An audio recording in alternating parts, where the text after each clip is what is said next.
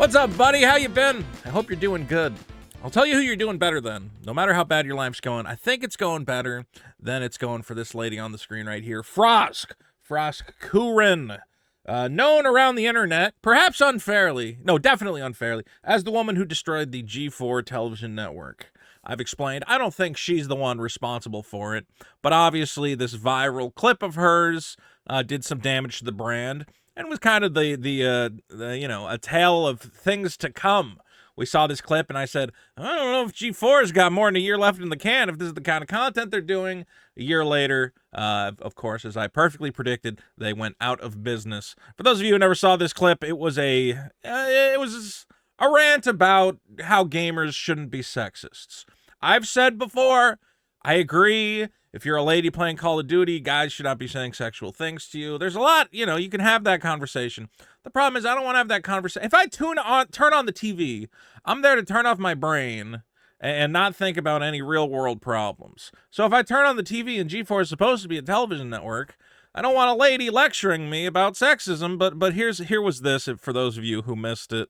That I'm somehow ruining your current X-Play experience because you can't objectify me how you previously did to Morgan, or that I'm somehow less qualified to speak on something, but you can't quite put your finger on why, even though I'm reading the exact same script. All right, I don't is that fun for anyone to watch that? It's not fun, and I think that was the problem. The new G4 was not fun. They did not get good presenters. They did not get good talent. I like some of the guys. Adam Sessler is my new best friend. For those of you who haven't been watching my podcast, let me switch that over. Go watch our episode with Adam Sessler. He's a great guy. But ultimately, I just think this channel was mismanaged from the start. And now we have confirmation from Frosk herself. We finally have. These guys were all under NDAs when they were working at the network. They weren't allowed to talk about what's going on.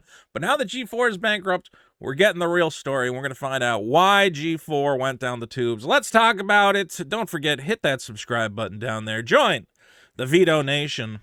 And here's an exclusive article from a good friend of the channel. The great Peter... You know what? I never learned how to pronounce his last name. Peter Piszki. Hopefully I got it. What is that, Polish? I love the Polish. Pierogies. That's a great, I don't know if he's Polish. What am I talking about? This is over on Clownfish TV. Peter has been heading up their new news department. I think they're doing great work over there. He's getting great stories. Let's be clear. This man has the exclusive Frosk interview. No one else has this. Now, this was posted yesterday. And this is a 2-hour interview he got from Frosk where they went over every damn thing that went on. It's actually, I mean, if you really want to get into the nitty-gritty and find out what happened, this is the article to go to. Again, in the description, I will have the link so you can read that and support Peter's great work. He's a great journalist. But I found, I think the thing most people want to talk about is, again, this infamous clip, the so-called Frosk meltdown. Some people say it's an unhinged tirade. What is she talking about? I think there's truth in what she's saying. I just don't think it's entertaining. And I don't think this was supposed to be a fun segment about things you hate about games. Oh, I hate the bird enemies in Ninja Gaiden. You want a fun segment. You don't want to lecture about feminism and sexism and whatever else. But here's what Frosk has to say, and what I find interesting about this is it directly backs up what I said. Because what I said previously, I think in my first video reporting on this, I said, guys, this clip in a vacuum is not the worst thing that ever happened. Okay, you did a segment. It wasn't great. It wasn't well received. The audience said, what are you talking about? I came here to have fun, and I feel like I'm being talked down to.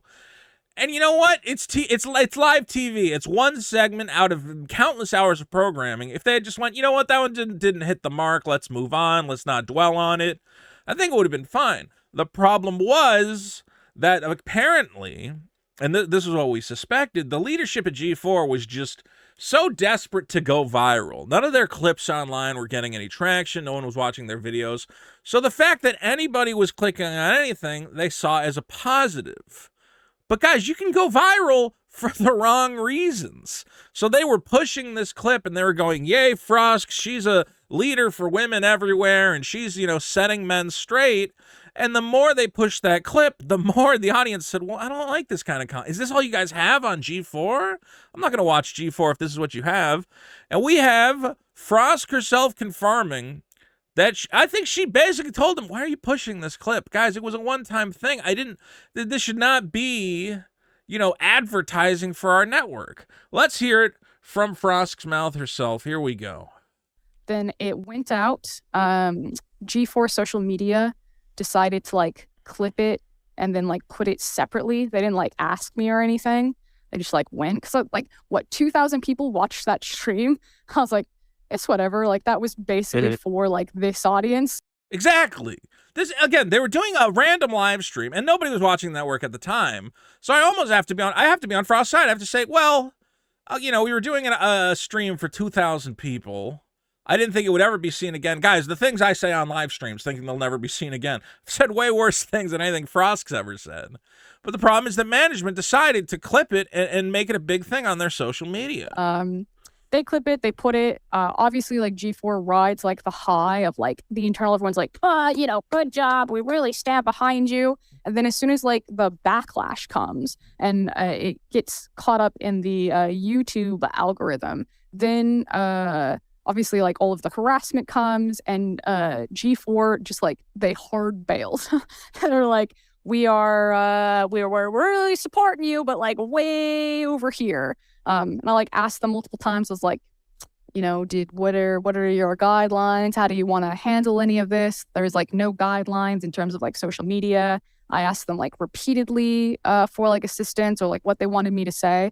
In like PR standard world, if that happens, what you do is you actually flood the market with more interviews. So if like Comcast wanted to do that correctly, okay, they have this algorithm machine on YouTube that's like focusing on like the negativity. So what you do is you actually schedule a shit ton of interviews and you just 50-50 it. But I said this.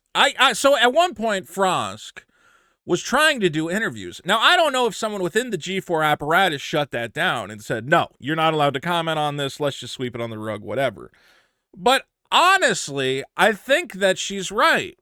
That after that rant came out, it was delivered on to the YouTube sector. There's guys like me who I'm going to always say I was very fair to Frosk. But there's other people who are not fair, who said this woman is single-handedly destroying G4. She's everything wrong with the network. She needs to be punished and fired and whatever else.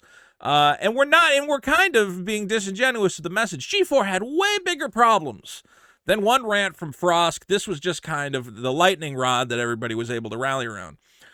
If she had been able to get interviews with guys like Pete, with guys like me, who I think would have said, listen, Frosk, do you have any regrets about what you said? Do you stand by what she said?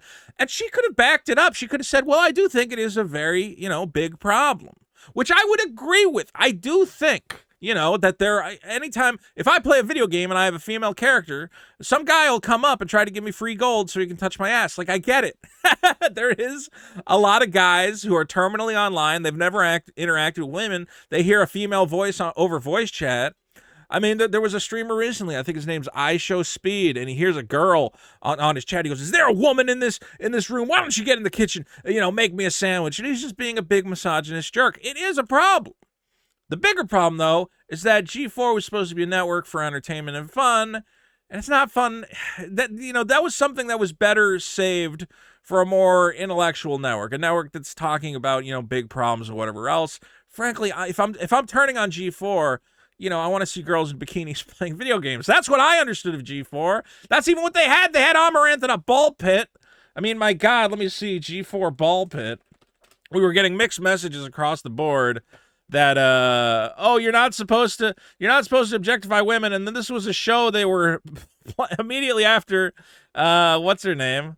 Immediately after Frost gives us the big rant, you go over and there's like naked women in a ball pit. So we were getting mixed signals across the board.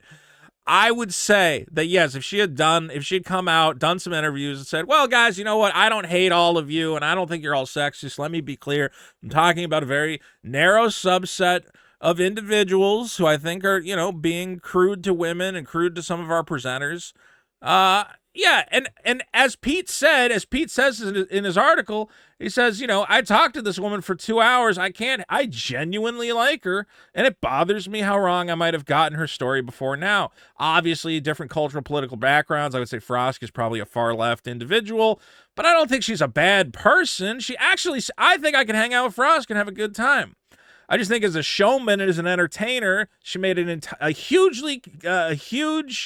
miscalculation and thinking that people would find this entertaining. And it just came off as off-putting. Anyway, guys, I want to say again in the comments, if you want to go read the entire interview or you want to listen to 2 hours of Frost talking about everything that went wrong, there's honestly too much for me to cover here. But the most important takeaway I thought, or one of the big takeaways, is that this woman did not say, and take my clip and put it all over social media and let's make me a lightning rod for the network. That was a mistake of their PR team not knowing how to handle this. And apparently, as Adam Sessler told us on the Biggest Problem podcast, that the network just wanted to go viral at any cost. They didn't care if it was negative as long as people were talking about G4. Yeah, sometimes you can get an audience just, pissing people off, but ultimately, I don't think it lasts. And that's an important lesson to take home with you. But guys, let me know in the comments, what do you think? Was Frosk responsible for destroying G4? Or as this information comes out, are we learning that there was more going on behind the scenes? There's even talk of financial mismanagement, even theft, that management was, just paying their friends rather than backing their talent or even using the production facilities they had purchased. There's entire rooms at the G4 offices full of gaming PCs that no one was allowed to touch. It was like a completely mismanaged network. We're going to find out more and more as we dig through this. But don't forget, if you want more news like this, subscribe to the Veto Nation, hit that button, and we got more cool videos coming soon. Peace.